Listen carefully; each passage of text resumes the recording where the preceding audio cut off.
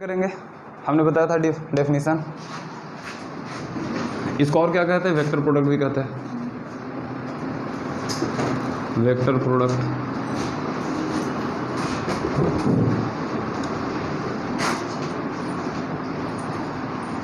तो लिख लोगे cross product between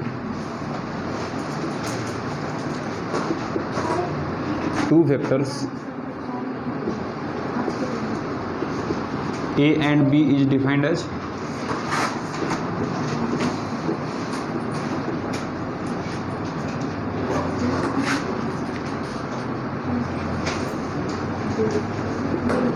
A cross B। Cross से दिखाएंगे, ध्यान देना। डॉट प्रोडक्ट में मैंने बीच में डॉट का साइन लिया था, यहाँ पर डॉट का साइन नहीं चलेगा, यहाँ पर क्या होगा? क्रॉस का साइन होगा। A क्रॉस B से दिखाएंगे and it is A magnitude of A magnitude of B into sine of angle between them. इतना पर खत्म हो जाएगा? नहीं, इंटू एन कैप। फिर n cap is what? Unit vector, मतलब डायरेक्शन वेक्टर भी कह सकते हो, along A cross B. And A cross B का डायरेक्शन क्या होता है? That is directed perpendicular to the plane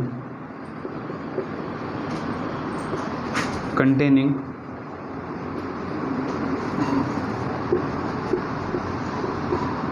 vector A and B। A और B जिस प्लेन में लाई करेंगे उसके परपेंडिकुलर डायरेक्शन में होगा आपको A क्रॉस B का डायरेक्शन। ओके, अगर इसको दिखाना चाहो उसमें भी, अब सोचो एक प्लेन के परपेंडिकुलर दो हो सकता है ना। मान लो कि जैसे आप हॉरिजेंटल सरफेस है, इससे परपेंडिकुलर वर्टिकली अपवर्ड भी है और वर्टिकली डाउनवर्ड भी है, कौन सा डायरेक्शन लेंगे? तो उसके लिए हम लोग right hand thumb rule use करते हैं। अगर ये वेक्टर A है, ये वेक्टर B है, इसके बीच में एंगल थीटा है, ठीक है, तो A क्रॉस B का डायरेक्शन क्या होगा? Rule is what? Stretch your hand along vector A के अलोंग स्ट्रेच करो and try to curl along vector B, तो thumb will give you A cross B। ध्यान देना, राइट हैंड थंब रूल। पहला vector के along straight करो, पहला vector यहाँ पर क्या है? A है, B के अलोंग कर्ल करो, B के डायरेक्शन में इसको मुट्ठी बांधने का प्रयास करो। Turn it in such a way that it goes in the direction of B, तो thumb will give you the direction of A cross B। आई बात समझ में?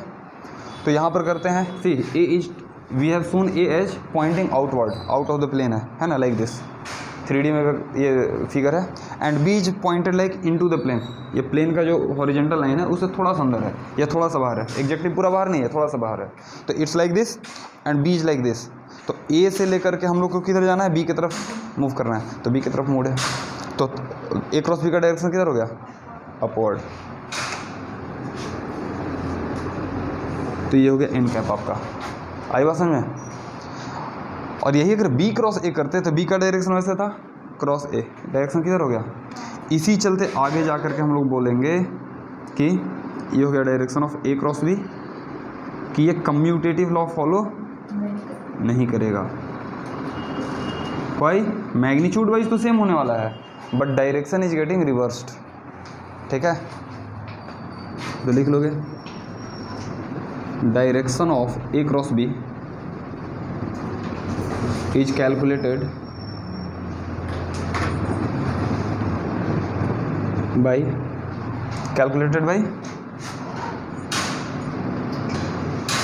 right hand thumb rule, ठीक है? और मैंने एक्सप्लेन कर दिया, लिखने की ज़रूरत नहीं है, ये आपको सेल्फ अंडरस्टैंडिंग के लिए, ठीक है? कैसे निकालेंगे।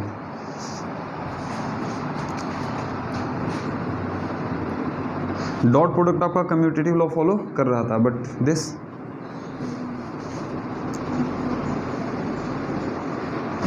Cross product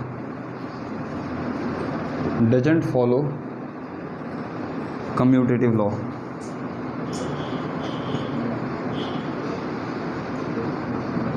that is A cross B is not equal to B cross A। It happens because of reversal of direction.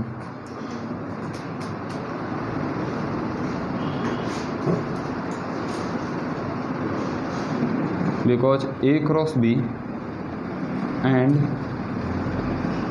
B cross A are antiparallel vector.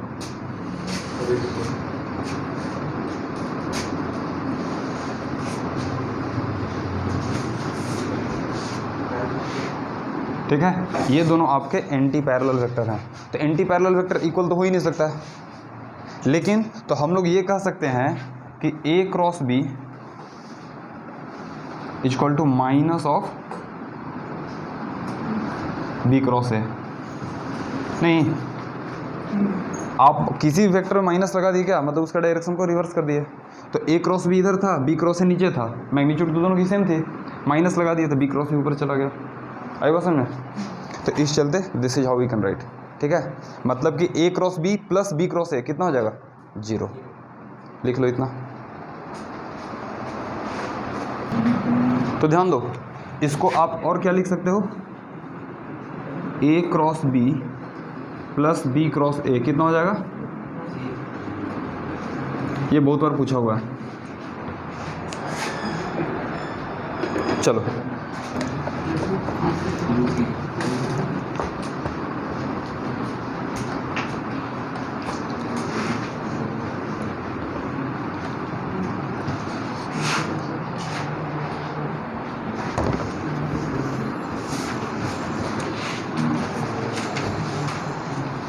अब स्पेशल केसेस थोड़ा सा ले लेते हैं।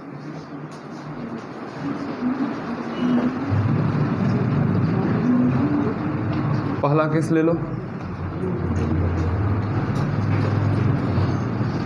And theta is 90 degree, that is A is perpendicular to B. A को B से हम लोग परपेंडिकुलर ले लेते हैं, तो क्या बोलोगे, A cross B is A B sine theta n cap. और अगर मैग्नीट्यूड की मैं केवल बात करूं, ध्यान दो मोड दे दिया, तो इन कैप को हट जाएगा यहाँ पर, और ये क्या हो जाएगा, केवल ए बी बचेगा, क्योंकि साइन 90 कितना होता है, मतलब कि this is your maximum value. ठीक है,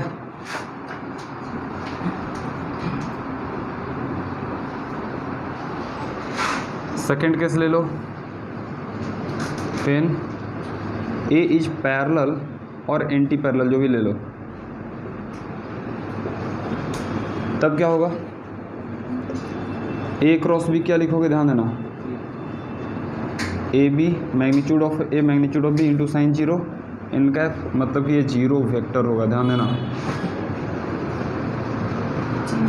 ये 0 वेक्टर है। ठीक है, क्योंकि ए क्रॉस बी यहाँ पर हाँ मैग्नीट्यूड दोगे तब केवल 0 दे सकते हो। आई बात समझ में? बहुत माइन्यूट चीज़ है। ये हो गया आपको minimum value of cross product.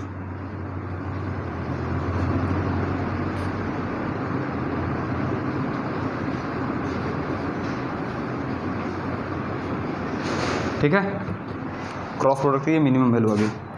अब इसको अगर थोड़ा सा ले करके चलो, हाँ, तो आई क्रॉस जे कितना होगा, क्योंकि समझना मैं बार बार बोल रहा हूँ, किसी भी वेक्टर में वेक्टर पार्ट कौन सा डिसाइड कर रहा है, केवल आई जे के का प्रेजेंस उसको वेक्टर या स्केलर बना दे रहा है। आरी बात समझ में? अगर आई जे के जहाँ पर प्रेजेंट है तो that is getting a vector, और if it is absent it is becoming a scalar quantity, very simple. बाकी जो आई जे का कोफिशिएंट है it is behaving normally like a scalar.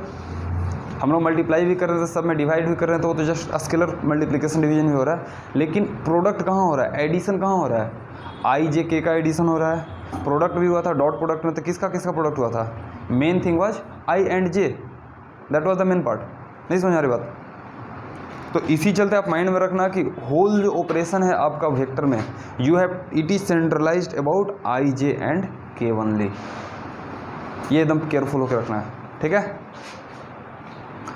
तो आई क्रॉस जे कितना हो जाएगा बताओ, के कैप, जे क्रॉस के क्या हो जाएगा, आई कैप, एंड के क्रॉस आई कितना हो जाएगा। तो ध्यान देना ये आपका एंटी क्लॉकवाइज रूल है, क्लॉकवाइज हो गया ना, तो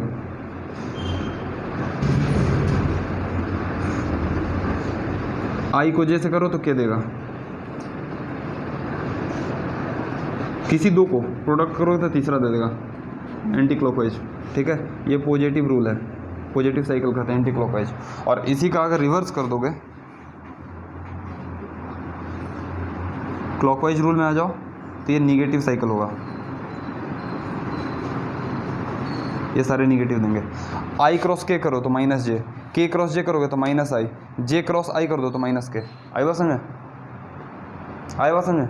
और इधर क्या है, आई क्रॉस जे करो तो प्लस के, जे क्रॉस के करो तो प्लस आई, के क्रॉस आई करो तो प्लस जे, ठीक है। सर लेकिन ये डायरेक्शन बताता है ना, तो डायरेक्शन नेगेटिव। नहीं नहीं नहीं, समझो, एक है ना पॉजिटिव एक्स आई माइनस निगेटिव एक्स में हो गया, ठीक है।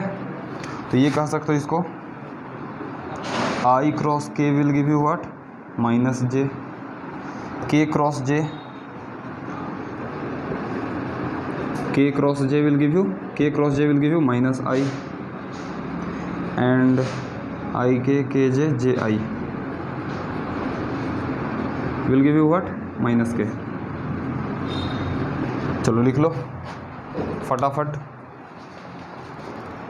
क्योंकि ध्यान देना बाकी चीज़ कहाँ गया। आप कह सकते हो कि sir magnitude A B sine theta का क्या हुआ, तो ध्यान देना आई की मैग्नीट्यूड कितनी है 1, जे की मैग्नीट्यूड कितनी है 1, के की मैग्नीट्यूड कितनी है 1, तो 1 इंटू 1 इंटू साइन 90, आई जे के बीच में एंगल कितना 90 डिग्री, वही 1 होगा। तो बस केवल और केवल बचा क्या, डायरेक्शन वेक्टर। नहीं, थोड़ा सोच के देखो, आई क्रॉस जे की आई का मैग्नीट्यूड कितना हुआ 1, जे का मैग्नीट्यूड 1, तो 1 इंटू 1 और इसके बीच में एंगल कितना है 90, तो साइन 90, तो कितना हो गया 1 इंटू 1 इंटू साइन 90 और डायरेक्शन के, तो 1 1 1 कितना होगा, 1 को मल्टीप्लाई कर दो 1 ही रहेगा। आई बात समझे। तो this is how we can understand it. Similarly बाकी कोई समझ सकते हो, क्लियर है। चलो ओके, तो ध्यान दो, हमने क्या बताया कि प्रोडक्ट केवल जो भी होगा, डॉट प्रोडक्ट हो या क्रॉस प्रोडक्ट, किसका होता है, केवल आई जे एंड के का। डॉट प्रोडक्ट में हम लोग क्या देखे थे, i dot i equal to j dot j equal to k dot k. और ध्यान से देखो तो इसी का रोल था, नहीं, डॉट प्रोडक्ट में मेन रोल इसी का था। और क्रॉस प्रोडक्ट में क्या था, आई क्रॉस जे इक्वल टू के हो जा रहा है, जे क्रॉस के आई हो जा रहा है, एंड के क्रॉस आई। तो here also main role is for I J K only. अब ध्यान देना, आपका डॉट प्रोडक्ट में जब मैग्नीट्यूड ऑफ वेक्टर गिवन था, एंगल दिया था, तो कंप्लीटली हम लोग डॉट प्रोडक्ट को कर पा रहे थे। लेकिन यहाँ पर क्रॉस प्रोडक्ट में अगर मैग्नीट्यूड और डायरेक्शन दिया हुआ है, एंगल दिया हुआ है, इसके through you can only find magnitude of cross product, you can't find the direction also, be careful. In cap आप डायरेक्टली नहीं निकाल पाओगे अगर आपको वेक्टर कंपोनेंट फॉर्म में नहीं दिया हुआ है, तो we can only find out magnitude, n cap we can't calculate. अरे बात समझ में। बट आपको जब तक कंपोनेंट फॉर्म में ना दे तब तक उसका exact vector product along with direction can't be calculated. आई बात समझ में। आप हम लोग ये जो लिखते हैं ना, A cross B equal to A B sine theta N cap, ये लिख रहा हो ना, यहाँ पर अगर ए का मैग्नीट्यूड दे, बी का मैग्नीट्यूड दे और इसके बीच में एंगल दे दे, तो आप वहाँ से एन कैप नहीं निकाल पाओगे। मैं ये बोल रहा हूँ, केवल मैग्नीट्यूड की बात कर रहा हूँ दिया हुआ तो, और ये बोल भी दे कि ये इतना डिग्री पर, वो उतना डिग्री पर है, तो इससे आप पता नहीं लगा पाओगे। लेकिन अगर इसका कंपोनेंट फॉर्म में ए एंड बी दे दिया है, तब आप अगर क्रॉस प्रोडक्ट कर रहे हो, then you can get the actual direction of n cap. मतलब कि कह सकते हो in magnitude form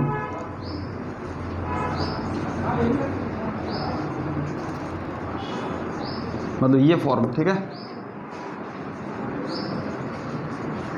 form of A and B with angle theta between them, we can only calculate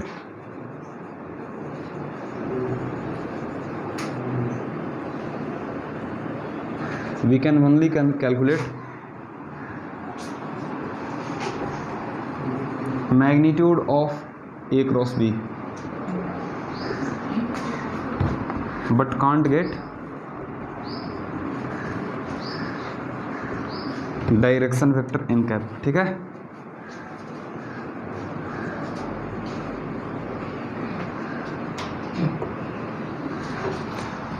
तो आखिर एन कैप आएगा कहाँ से? To get the direction vector n cap, thus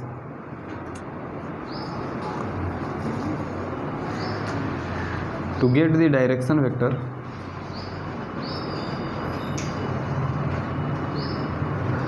n cap, we must have vector a and b in component form.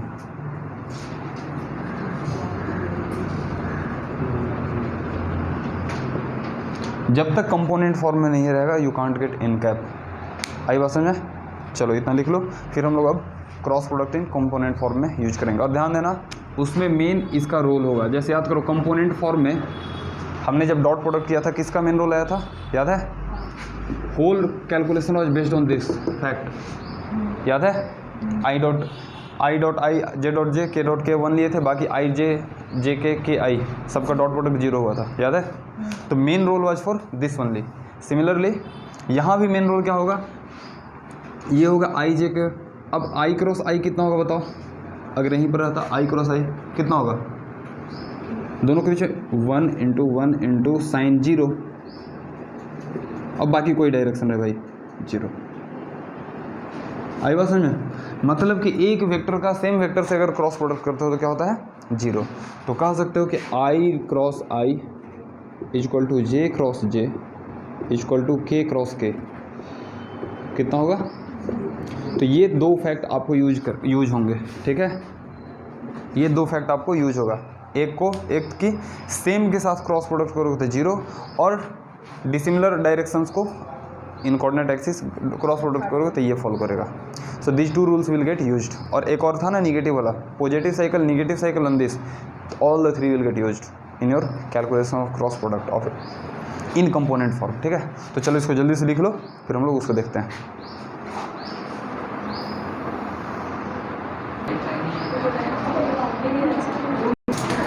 Okay, so write down cross product in component form.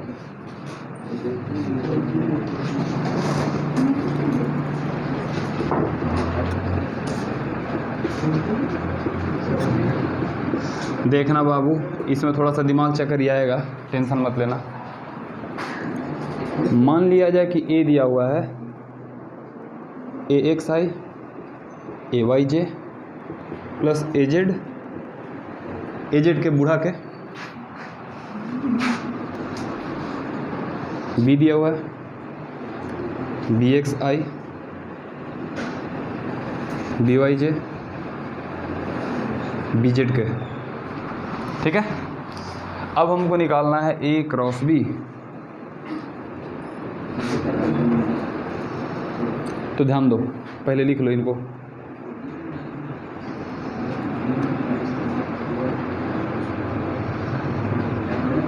Cross B X I B Y J B Z के।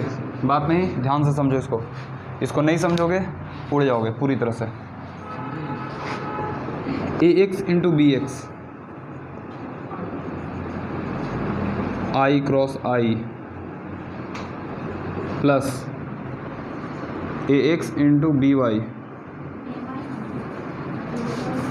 अब B Y से किए A X B Y I cross J plus A X into B Z A X into B Z क्या हो जाएगा आई cross के।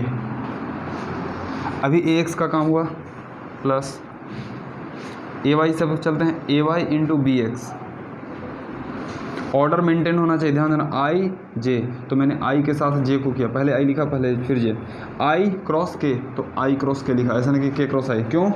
ये reverse को फॉलो नहीं करता है, कम्यूटेटिव लॉ फॉलो नहीं करता है, इस चलते order must has to be maintained. अब यहाँ ध्यान दो, J cross I plus A Y into B Y J cross J plus A Y B Z J cross K, नहीं जोड़ ए एक्स का काम हो गया, ए वाई का काम हो गया, ए जेड बचा है बूढ़ा, ए जेड बी एक्स के cross I plus A Z B Y. ध्यान दो, इसको ए जेड बी वाई या बी वाई ए जेड लिखो, स्केलर है, मैग्नीट्यूड है केवल, इसको आगे पीछे करने से कोई दिक्कत नहीं है। लेकिन मेन प्रोडक्ट किसका हो रहा है, आई जे के का, तो उनका ऑर्डर मेंटेन होना बहुत ही इंपॉर्टेंट है। तो के cross J plus A Z B Z होगा। अब ध्यान देना, ए X B X I cross I zero हो गया, हटा दो उसको। ए X B Y I cross J, cycle Y इधर बना लो अपना,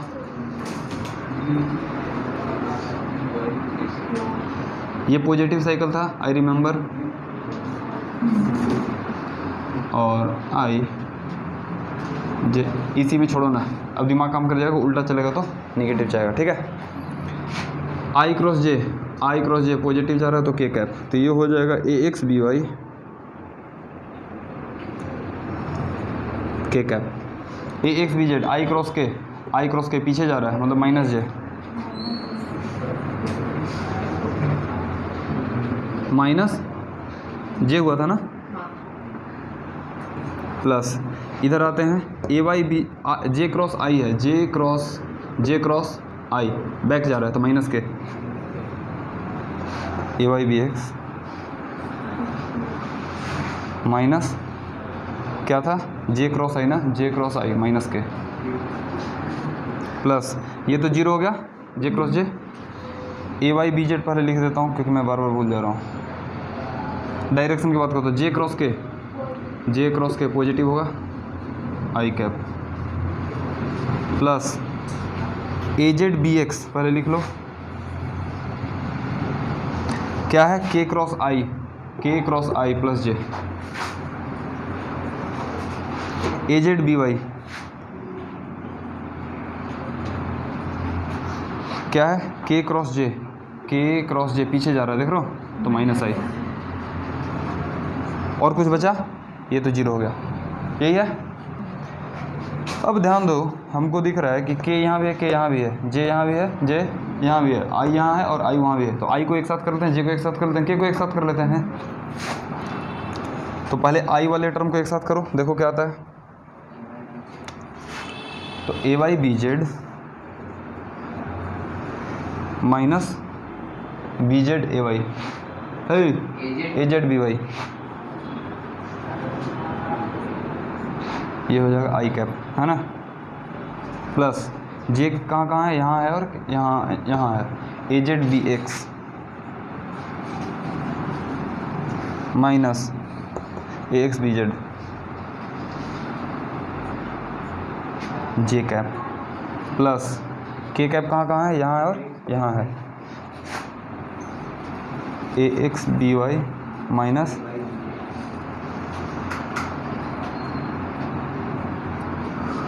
so this is your a cross b, ठीक है। चलो जल्दी से इसको लिख लो अच्छे से, एकदम समझ करके बढ़िया से।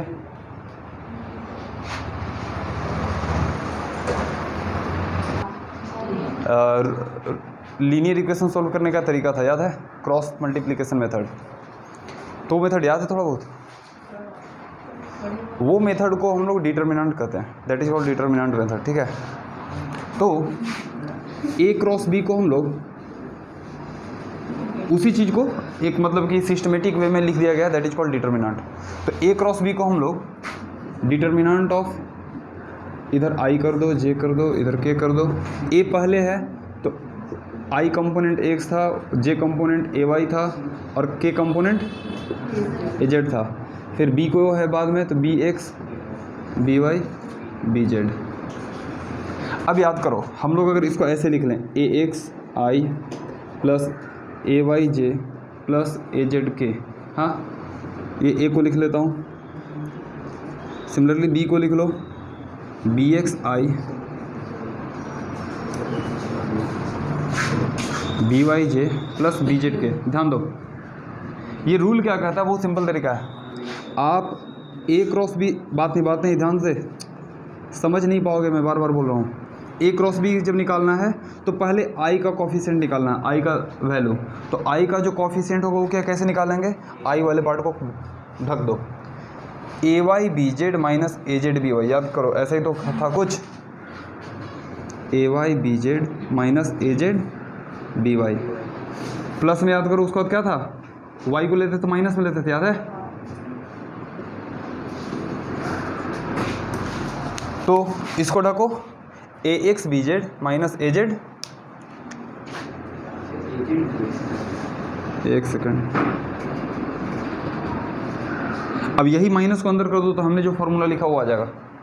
याद करो, जब y निकालते थे तो माइनस वाई करके हम लोग इसको इससे मल्टीप्लाई करते थे, इसको इससे मल्टीप्लाई करते थे। या तो तरीका क्या है, इसको इसके पहले कर लो, फिर इसको। आई बात समझ में। प्लस जब k का कोफिशिएंट निकालना है तो क्या करते थे, इसको ढकते थे, ए X B Y minus A Y B x.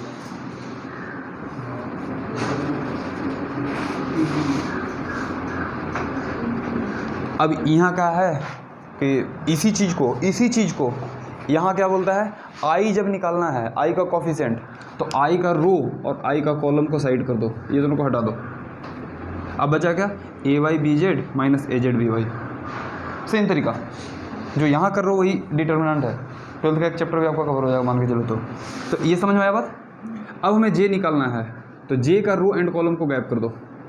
तो ये आपका रो, ये तो हमेशा रो गैप ही रहेगा, और कॉलम में इसको गैप कर दो, तो माइनस जे ए एक्स बी जेड माइनस ए जेड बी एक्स। सेम चीज़ आ रहा है। सिमिलरली जब के निकालना है तो के का रो एंड कॉलम को गैप कर दो, तो ये वाला को आप गैप करो, तो देख लो, A X B Y minus A Y B X, A X B minus A B X. आई बात समझ में। तो दिस इज कॉल्ड, ये क्लियर है ना। रूल सेम है जो आप क्लास 10th में पढ़े थे, बस उसी को इसको कहते हैं डिटर्मिनेंट। ये जो ऐसा मोड बड़ा मोड साइन होता है ना, this is called determinant.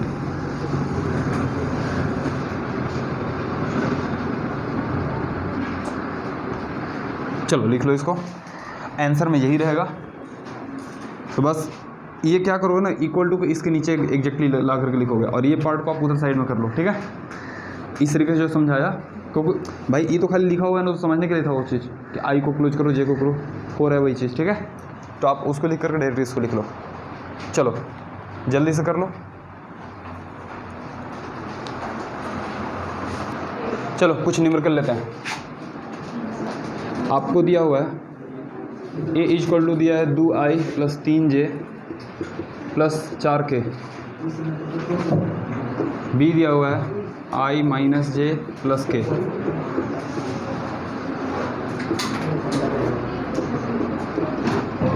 Find A cross B. एक और क्वेश्चन लिख लो।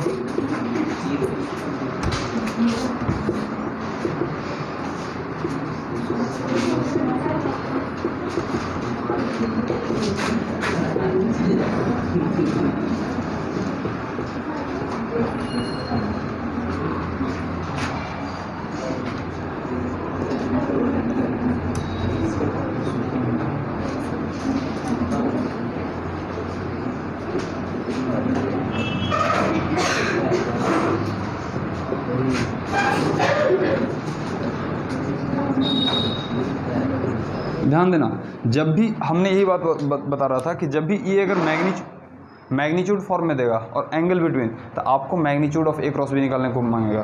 दे can't ask you calculate A cross B along with direction. क्यों? That is not possible to calculate. आई बात समझ में। तो चलो सबसे पहले इसी को करते हैं, ये आसान है ना। 4 गुना 10 गुना साइन 60 30, हाँ हमने क्यों है, तो 10 दूनी 20। चलो यहाँ बनाते हैं। तो क्या करेंगे, अब उतना दिमाग नहीं लगाना, डायरेक्ट आई को क्लोज करो, आँख नहीं बंद करना, आई को क्लोज करो तो 3 प्लस 4 होगा, माइनस जे को क्लोज करो तो 2 माइनस 4, के को क्लोज करोगे तो -2 -3, अब मल्टीप्लिकेशन एडिशन सब्ट्रैक्शन बहुत फास्ट होना चाहिए, ना तो पता चले यही करते रह जाओगे। 7i + 2j - 5k। लेकिन हाँ, फास्ट करने में गलती भी नहीं करना है, बहुत सारा केयर है। कभी भी ऐसे करके दे तो आप इसी में दिमाग नहीं लगाने लगो। एटलीस्ट इतना तो ज़रूर करो कि पहले इसको इरेज कर लो। हट।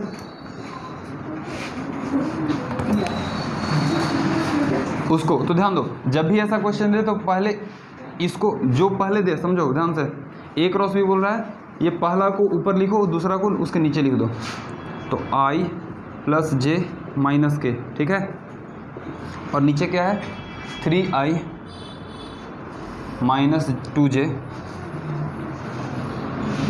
- 7k। इसको ऊपर नीचे लिख लिया आपने। अब A क्रॉस B निकालना आसान है। इसको A मान लेता हूँ, इसको B मान लेता हूँ फिलहाल के लिए। A क्रॉस B कितना हो जाएगा बताओ। I लिखना है, I को क्लोज करो, 7 - 2, ध्यान देना, 7 - 2, क्लियर है ना। 7 नहीं भाई, -7 ना, -7 और माइनस प्लस -2, सही है। J को क्लोज करो तो -7 × 1 -7 और -1 × 3 +3, माइनस प्लस हुआ, ठीक है। प्लस k कैप, k को क्लोज करना है देखो, तो -2 × 1 -2 और इधर हो जाएगा 3 × 1 3, तो -3। ये हो जाएगा आपको -9i + 4j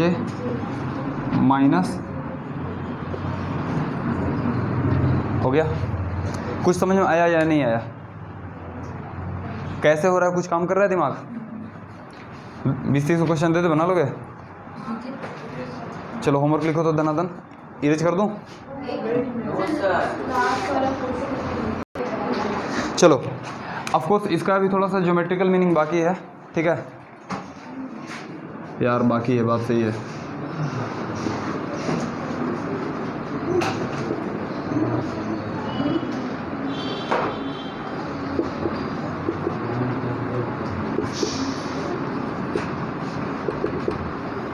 ज्योमेट्रिकल मीनिंग क्या है, ध्यान दो। ये हमारा वेक्टर B है, ये A है, समझो। ओए बात नहीं, बात एकदम नहीं, पीछे आवाज़ आ रही है। A है और ये B है, हमें A क्रॉस, इसके बीच में एंगल थीटा दिया हुआ है, हमको A क्रॉस B निकालना है, समझो। इसको ट्राई करो, try to make a triangle using A and B।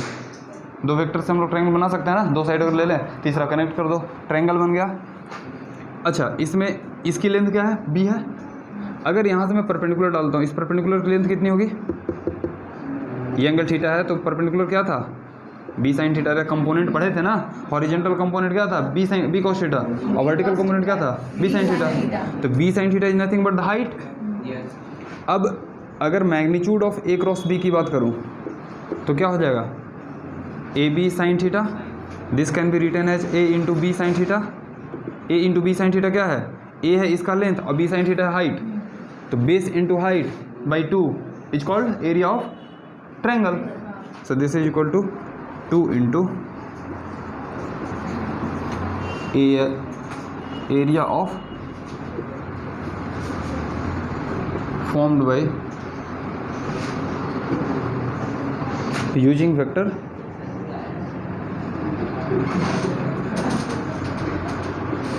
A and B। Clear है? दूसरी बात, अगर इसी को हम लोग पैरेललोग्राम बनाने का प्रयास करें, समझना ध्यान से, इसको लेकर के अगर पैरेललोग्राम बना दें तो पैरेललोग्राम का एरिया क्या बोलते हो, base into height, base into height. So this is nothing but area of parallelogram. थोड़ा सा छोटा कर देता हूँ इसको, फॉर्म को तुम्हारा, बाय यूजिंग वेक्टर। ठीक है, ठीक है, चलो लिख लो जल्दी से। सो this is your geometrical meaning of cross product. तो आपको कभी भी दे दिया जाएगा कि find the area of triangle area of this, area of that. अब एक चीज़ थोड़ा ध्यान देना, अगर वेक्टर पैरेलल हो जाए या 3 वेक्टर आपको दिया हुआ है, 3 वेक्टर दे दे और सपोज करो वो तीनों वेक्टर कोलिनियर हैं या पैरेलल हैं या एंटी पैरेलल हैं, तो उनका एरिया क्या होगा? If you calculate area of the triangle using that, what will happen?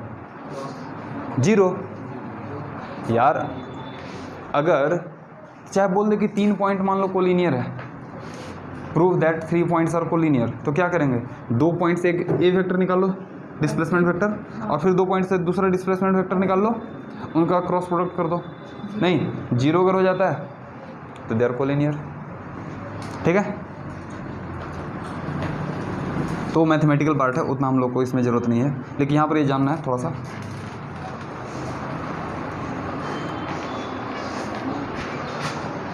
ठीक है, 2 लाइन में इसका एप्लीकेशन लिख लेते हैं, ख़त्म करते हैं इसको। न्यूमेरिकल मैं ग्रुप में भेज दूंगा।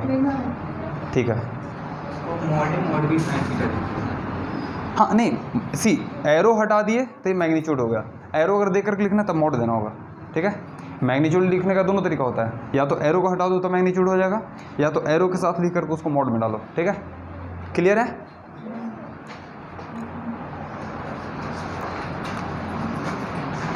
एप्लीकेशन जस्ट केवल कहाँ कहाँ यूज है, बाकी कैलकुलेशन तो हम लोग जानते हैं कैसे करते हैं। ठीक है, एप्लीकेशन को लिख करके इसको टॉपिक को साइड करता हूँ। ठीक है, ऊपर इरेज करता हूँ थोड़ा सा, इतना मेरा काम हो जाएगा।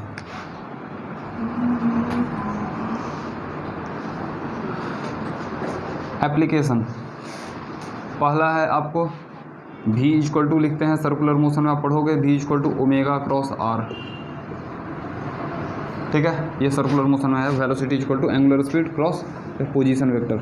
सेकंड लिख लो, आपको अगर टॉर्क निकालना रहता है तो this is called r cross f, ये आएगा आपको रोटेशन चैप्टर में। थर्ड एंगुलर मोमेंटम l, हम लोग पढ़े हैं यूनिट एंड डायमेंशन में, मैंने आइडिया दिया था, ये होता है r क्रॉस p। ठीक है, अगर कोई चार्ज q अगर मैग्नेटिक फील्ड में मूव कर रहा है तो force on charge inside magnetic field का फॉर्मूला होता है q into v cross b। और हालांकि 12th में हम लोग आपको मिला होगा, 12th में हम लोग यही तो ही पढ़ रहे हैं। ठीक है, आपको अगर यही करंट कैरिंग वायर के केस में हो जाता है F is equal to Q into L cross B। तो cross product has a lot of application in physics, 11 से लेकर के 12 तक सब जगह आएगा ये क्रॉस प्रोडक्ट का एप्लीकेशन। ठीक है, ये आपका क्लास, हाँ Q इज़ द चार्ज, ये क्लास 12th का है टॉपिक, 11th में नहीं आएगा। और ये तीनों हैं स्पेशली 11th के टॉपिक हैं। ठीक है, ये 11th हम लोग को क्रॉस प्रोडक्ट में पढ़ना है। इतना आई बात समझ में कुछ? क्या क्या? ये क्यों है? वो बनाया नहीं भाई, क्यों है वो? ए सॉरी, यहाँ आई होगा, यहाँ पर आई होगा, यहाँ क्यों है? ठीक है, ये करंट कैरिंग वायर के लिए, ये मूविंग चार्ज के लिए। ठीक है, क्लियर है? तो फिलहाल हमारे दिमाग में इतने एप्लीकेशंस हैं। इस पर बेस्ड क्वेश्चन कुछ नहीं, जैसे हमने 2 क्वेश्चन लिया था ना, अब एक को R दे देगा, एक को F दे देगा, बोलेगा कि बताओ टॉर्क कितना होगा। एक को R दे देगा, एक को P दे देगा, बोलो एंगुलर मोमेंटम कितना होगा। तो आपको आइडिया रहना चाहिए कि ये सब कहाँ पर एप्लीकेशन होंगे, यहाँ पर। Area under graph, 4th application, sorry area under area of triangle कह सकते हो, एंड पैरेललोग्राम।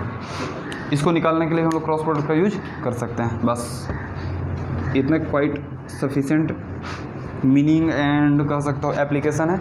इस पर बेस्ड हम लोग क्वेश्चन बाद में ले लेंगे, चलेगा? चलो, thank you very much, this cross product is over.